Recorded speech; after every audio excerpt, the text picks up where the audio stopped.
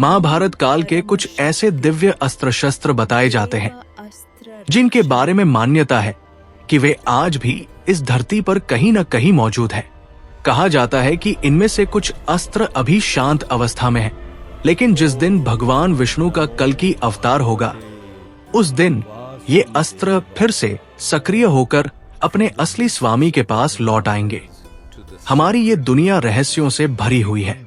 जितना गहराई में हम इतिहास को समझते हैं उतना ही अधिक हमें पता चलता है कि हमारे अतीत में कितनी अद्भुत और दिव्य चीजें मौजूद थी। महाभारत के समय में देवताओं और महान योद्धाओं के पास ऐसे अस्त्र थे जिनकी शक्ति साधारण मानव की कल्पना से भी परे थी। युद्ध समाप्त होने के बाद वे योद्धा तो अपने अपने लोकों में चले गए, लेकिन कहा जाता है कि उनके कुछ दिव्य अस्त्र आज भी पृथ्वी पर मौजूद हैं। आइए ऐसे ही कुछ शक्तिशाली अस्त्रों की कहानी को समझते हैं। सबसे पहले बात करते हैं अर्जुन के गांडीव धनुष की। गांडीव धनुष महाभारत के सबसे शक्तिशाली अस्त्रों में से एक माना जाता था। ये कोई साधारण धनुष नहीं था। इसके साथ अर्जुन के पास एक अक्षय तरकश भी था जिसमें तीर कभी खत्म नहीं होते थे। कथाओं के अनुसार ये धनुष पहले वरुण देव के पास था, बाद में अग्निदेव ने इसे अर्जुन को प्रदान किया था जब खांडव वन दहन की घटना हुई थी। गांडीव की शक्ति इतनी अद्भुत थी कि इसे कोई भी अस्त्र नष्ट नहीं कर सकता था। ये एक साथ हजारों धनुषों के बराबर शक्ति रखता था। लेकिन एक बड़ा प्रश्न ये उठता है कि अर्जुन के स्वर्गारोहण के बाद इस धनुष का क्या हुआ? महाभारत के अनुसार जब पांडव महाप्रस्थान के लिए निकले और समुद्र के तट पर पहुंचे, तब अग्निदेव स्वयं उनके सामने प्रकट हुए। उन्होंने अर्जुन से कहा कि गांडीव का कार्य अब पूर्ण हो चुका है, इसलिए इसे वापस जल में समर्पित करना होगा। अर्जुन ने बिना किसी संकोच के उस दिव्य धनुष और अपने अक्षय तरकश को समुद्र में प्रवाहित कर दिया। इसके बाद गांडीव का कोई स्पष्ट उल्लेख नहीं मिलता। कुछ मान्यताओं के अनुसार वो अपने मूल स्वामी वरुण देव के पास लौट गया। वहीं कुछ लोग मानते हैं कि वो आज भी किसी रहस्यमय स्थान पर छिपा हुआ है और कल की अवतार के समय पुनः प्रकट होगा। अब बात करते हैं कर्ण के कवच और कुंडल की। कर्ण को जन्म से ही सूर्य देव का आशीर्वाद प्राप्त था। उनके शरीर पर एक दिव्य कवच और कुंडल थे जो उन्हें लगभग अजेय बना देते थे। कोई भी अस्त्र उनके शरीर को भेद नहीं सकता था। महाभारत में वर्णन मिलता है कि देवराज इंद्र ने अर्जुन की रक्षा के लिए ब्राह्मण का रूप धारण किया और कर्ण से दान में उनका कवच और कुंडल मांग लिए।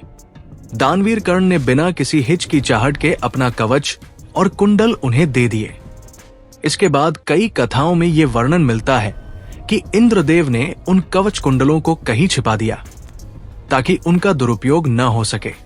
कुछ लोक मान्यताओं के अनुसार ये कवच कुंडल आज भी किसी गुप्त स्थान पर सुरक्षित है और भविष्य में कल की अवतार इन्हें धारण करेंगे। अब बात करते हैं एक अत्यंत रहस्यमयी रत्न की, स्यमंतक मणि। ये मणि इतनी शक्तिशाली मानी जाती थी कि इसके प्रभाव से अपार धन, वैभव और शक्ति प्राप्त होती थी। कहा जाता है कि ये मणि जिसके पास होती वो महान राजा बनता, लेकिन इसके साथ एक श्राप भी जुड़ा हुआ था। अंततः उसके कुल का विनाश हो जाता। भगवान श्री कृष्ण के साथ भी इस मणि का संबंध बताया जाता है। बाद में ये मणि रहस्यमय तरीके से लुप्त हो गई। कुछ लोग इसे इतिहास के प्रसिद्ध कोहिनूर हीरे से जोड़कर देखते हैं, हालांकि इसका कोई स्पष्ट प्रमाण नहीं है। इन सब के बाद आता है एक ऐसा अस्त्र जिसे भगवान विष्णु का सबसे शक्तिशाली शस्त्र माना जाता है, सुदर्शन चक्र। ये चक्र केवल एक हथियार नहीं बल्कि समय और ऊर्जा का प्रतीक माना जाता है। ये अपने लक्ष्य का पीछा करता है और उसे नष्ट किए बिना वापस नहीं लौटता। कथाओं के अनुसार भगवान श्री कृष्ण के देह त्याग के बाद सुदर्शन चक्र भी पृथ्वी में समा गया। मान्यता है कि कल की अवतार के समय ये चक्र पुनः प्रकट होगा और उसी के द्वारा अधर्म का अंत किया जाएगा।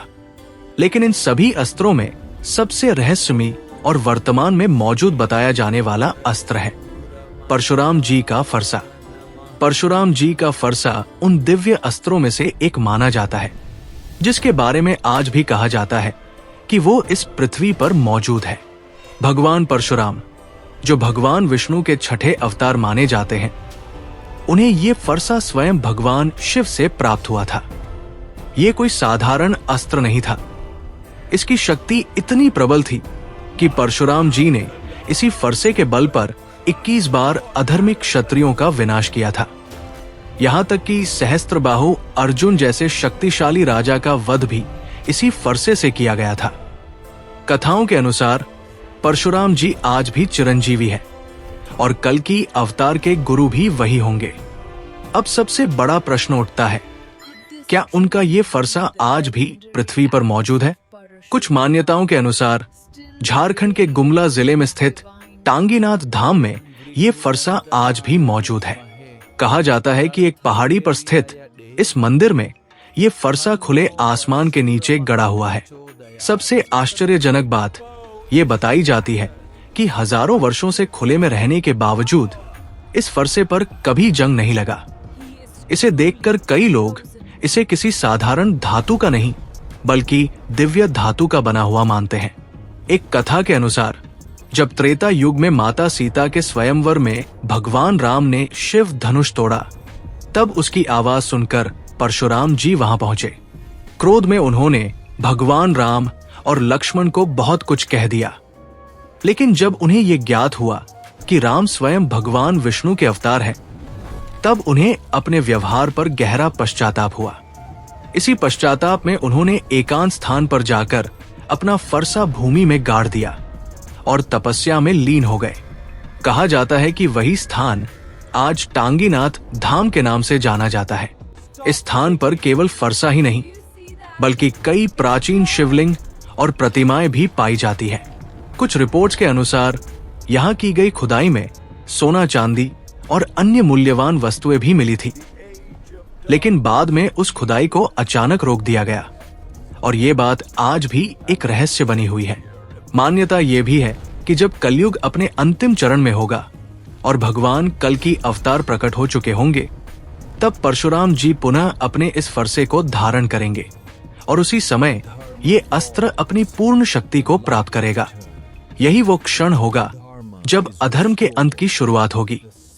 इन सभी कथाओं को अगर एक साथ देखा जाए तो एक बात स्पष्ट होती है, चाहे गांडीव हो, कर्ण का कवच कुंडल, स्यमंतक मणि, सुदर्शन चक्र या परशुराम का फरसा, इन सभी अस्त्रों को केवल भौतिक हथियार के रूप में नहीं देखा गया। ये शक्ति, धर्म, जिम्मेदारी और संतुलन के प्रतीक है। शायद इसी कारण इनसे जुड़ी कहानियां आज भी जीवित है, क्योंकि ये हमें याद दिलाती है कि असली युद्ध केवल बाहरी नहीं होता बल्कि अंदर भी चलता है। तो आपका क्या मानना है? क्या ये दिव्य अस्त्र आज भी कहीं मौजूद है या ये सब केवल प्रतीकात्मक कथाएं हैं?